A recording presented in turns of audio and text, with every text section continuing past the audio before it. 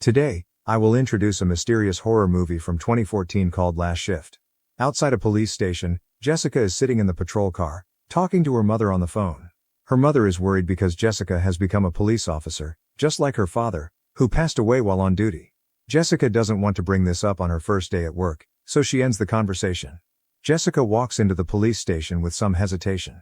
It feels like no one is there, so she decides to go inside to investigate. She heard some strange noises and saw a man in the distance, shouting angrily. Jessica calls out to him, but he tells her to turn back and stop. As he gets closer, he introduces himself as Sergeant Cohen. He explains that this isn't the new police station but the old one, and she is the lucky new officer assigned to the final shift here.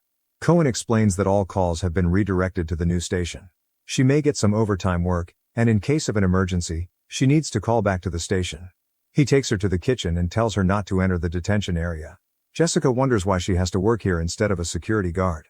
Cohen replies that she needs to be here to take care of the evidence because the hazardous waste department will come at night to handle it. He orders her not to leave the station and promises to come to relieve her at the end of her shift. Jessica is reading a book and almost dozes off when she suddenly notices something wrong with one of the lights in the hallway. When the phone rings, she receives an urgent call from a woman, telling her that she's trapped and everyone with her may be dead. When Jessica asks for an address, the woman immediately hangs up. Jessica then called the new police station, and she couldn't gather the necessary information from the call. They inform her that they will check the call and confirm whether the calls were properly redirected. Jessica hears strange noises from the detention area and decides to go check, thinking it might be Cohen. She approaches the source of the banging but finds no one there. Then, she had a late-night snack in the kitchen and discovered a long hair in her sandwich. Suddenly, there's a knock at the front door, but when Jessica goes to check, she finds no one outside. When she turns back, she realizes there's someone inside the station. Jessica demands that he leave the station and realizes he's urinating on the floor. She pulls out her baton and tries to communicate with him, but when that doesn't work, she forces him out. Jessica cleans up the station and then goes to the restroom to wash her hands. She hears strange noises coming from the pipes and sees a pair of boots. Jessica leaves the items outside for the homeless person, but when she goes back inside, she hears another noise. She discovers that one of the restrooms has been completely vandalized. Jessica continues through the gym and enters the locker room. One of the lockers still has a key inside. She opens it and finds a photo of herself and her father inside. When she closes the locker, she realizes all the other lockers have been opened. Suddenly, another call comes in, and it's the same woman calling for help. Jessica gets her name, and the woman says she's been kidnapped and is in a farmhouse before hanging up. Immediately, another call comes in, this time from the waste disposal company. The man informs her that they will be a little late. Jessica calls the new police station again and tells them about the second call. They explained that the girl hadn't called 911 but had called the station directly. If she called again next time, Jessica needed to tell her to dial 911 instead of the station. Jessica continues reading the manual, waiting for the next call. Suddenly, the cabinet behind her began to move. She checks but sees nothing unusual. As soon as she sat down, the cabinet rolled back again and crashed into the other cabinet. Jessica hears another noise from behind and decides to check. She finds one of the doors open and hears sounds from inside. Before going in to investigate, she reports to the station. However, all she receives in response is a song. The noise continues, and an alarm starts blaring. Jessica rereads the sentences in the manual as she approaches the source of the noise. She steps into a destroyed room and, as a box nearly falls on her, she sees the homeless man who had entered the station. He is searching for something, oblivious to Jessica. She climbs up to catch him, subdues him, and apprehends him. Jessica drags him into the holding area, but he continues to resist. She pulls him inside, and the door slams shut, with screams echoing outside. The man attacks her, and Jessica has to use the stun gun to subdue him. Once she calms down, Jessica realizes she's locked in the cell and calls for someone to open the door. A strange face appears through the window, startling her and causing her to drop the flashlight. Suddenly, the homeless man has the flashlight again and is shining it toward Jessica. She reminds him that she's armed. The light shone toward the corner of the room, revealing the homeless man who was still unconscious. Jessica asks who is in there with them, and a child's voice echoes. She knocks on the door again, and the voice asks her if she wants to survive this. Jessica asks for her flashlight, and immediately, everything goes dark, with two figures appearing next to her. When the light returns, the cell door is open. She steps outside and locks the prisoner in, then tries to calm herself. A moment later, Jessica calls Cohen, but when he doesn't answer, she leaves a message without telling him what happened. She tries to relax a bit, but then sees the word "so" carved into the ceiling. When she checks the police station door, Jessica sees a woman standing outside and asks her to leave. The woman introduced herself as Marigold, and she asked permission to finish her cigarette there because she felt safer. Jessica agrees to let her stay a little longer. Before leaving, Marigold says she can tell Jessica is a rookie. She recounted that she had once been in a cell next to the Paymon killers, who had committed suicide in the police station after kidnapping and slaughtering several girls. Jessica knows about the case because her father died at the crime scene, and she knows those criminals also died there. Marigold insists that they brought those criminals back to the station alive, and she could hear them singing a strange song in the cell next door. Afterward, they hanged themselves with their blankets. Marigold finishes her cigarette and leaves, leaving Jessica stunned. Jessica continues her patrol in the station and finds a TV that is turned on. On the screen is an interview with a member of the Paymon family, who committed the brutal crime Marigold just described.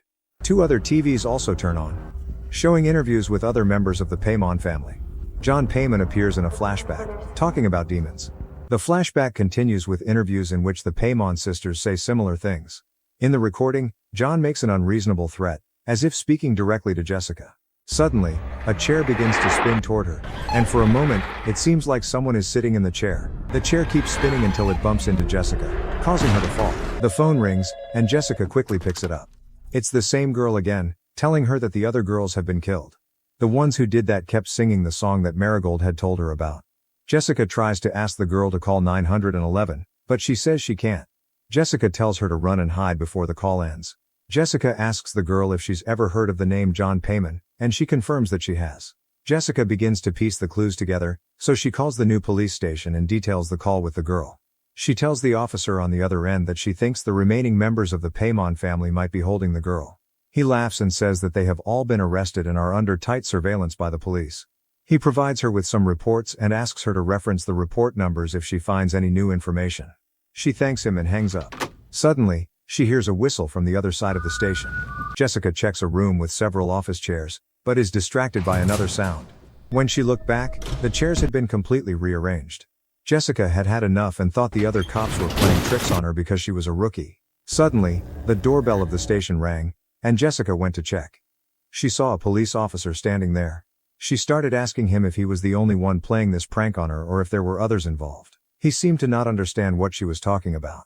Jessica asked if they often played this game with rookies. He introduced himself as Price and said that he was just there to check on her. Price asked her to open the door so he could come in, and they walked inside the station and began talking. Jessica thought someone had asked Price to check on her, but when he asked how her shift was going, she told him about the homeless man. He laughed and said that he had encountered worse situations, like a criminal who had defecated on his patrol car. As Jessica began to feel more relaxed, Price said that he was actually there to check on her because he knew her father. She asked him if he was with her father that night. Price recalled the events of that night. They arrived at the scene early but heard the girls begging for their lives. They both went in without backup, and her father fought off the criminals while he helped some of the girls escape. He said that 2 police officers had died there, including her father. Price said that her father was a great cop and that he would be very proud of her. When he turned around, Jessica saw a large hole in his head. As Price stepped out through the window, he suddenly disappeared. Jessica went outside to check where he had gone and called out to him. Suddenly, Jessica heard voices coming from all directions within the station, as if they were swirling around her. Then, she saw a body being moved down the hallway. It began to float and move in an unusual manner. Jessica quickly hid for a moment, pulling out her gun, and when she stepped out to check, the person had disappeared. Immediately, she heard the homeless man screaming from his cell. He begged her to let him out. When she asked him what was happening, he stepped aside and pointed out 3 ghosts in the cell. Jessica repeatedly told herself that none of this was real. The man cried and begged her not to leave him in there. She heard the strange song again, and when she went to the source of the singing, she saw a group of girls sitting in a circle, singing. The ghosts of the girls turned to look at her, their faces covered in bloody cloths, while their reflections appeared completely normal. The door suddenly slammed shut behind her, and they disappeared. Jessica heard another noise outside and went to the evidence room. She discovered it had been completely destroyed, with a few men's clothes piled in the middle of the room. Jessica rushed to the phone and called Cohen. He asked why she was calling him, and she told him she thought she was seeing things that weren't real. Jessica felt like she couldn't continue her shift any longer. Cohen mocked her for being scared and asked if she was going to stay until the end of the shift. Before hanging up, he reminded her not to call him again. Jessica called the waste disposal company to ask when they would arrive. When the man on the other end said he wasn't sure, she told him she would wait for them outside in her patrol car. Jessica left the police station, but as soon as she stepped outside, her phone rang again. She quickly went back inside. It was the girl calling again. saying that she had escaped. The girl told Jessica that she saw a sign, and Jessica kept her on the phone while calling the dispatch center from her mobile. The girl said she knew she was going to die, and Jessica asked if there was anything she could use as a weapon, but the girl hung up. Jessica called back the new police station and mentioned the report number they had given her earlier. The same officer answered the call, and he told her that the girl had called the station and was dead. Jessica couldn't believe it. The officer explained that the girl was the last victim of the Paymon family and had been beaten to death with a stick. He speculated that some members of the Paymon community might have avoided capture and were playing a sick joke on her. Or it could have been a ghost. The officer said that the Paymon family had committed suicide in the police station, and since then, strange things had been happening there. A photo fell behind Jessica, and she saw that it was a picture of her father's body. She looked around and saw more photos on the floor, all of them from the Paymon crime scene, of the dead girls there, and even a photo of Price. Jessica closed her eyes for a moment, hoping everything would disappear, but when she opened her eyes, the photos had been neatly arranged in the hallway. Jessica heard screaming in her head as the ID photos of the Paymon family appeared. Suddenly, the photos burst into flames. Jessica woke up on the hallway floor, her phone ringing. It was her mother on the other end, apologizing for bringing up her father. Jessica realized her gun was gone. Suddenly, she saw someone in the hallway, and as she followed, she was knocked unconscious. She woke up in an interrogation room, facing a woman, and Jessica was no longer sure what was real anymore. The woman said that she would do anything for John Paymon and that she was the one who should have been with him that night. She asked Jessica if she had seen Paymon there and mentioned that she had seen him too. The woman said she was here to commemorate the anniversary of Paymon's death, then committed suicide with Jessica's gun. The phone rang again, and Jessica walked past the woman's body, retrieving her belt and gun. She picked up the phone, and it was the girl again.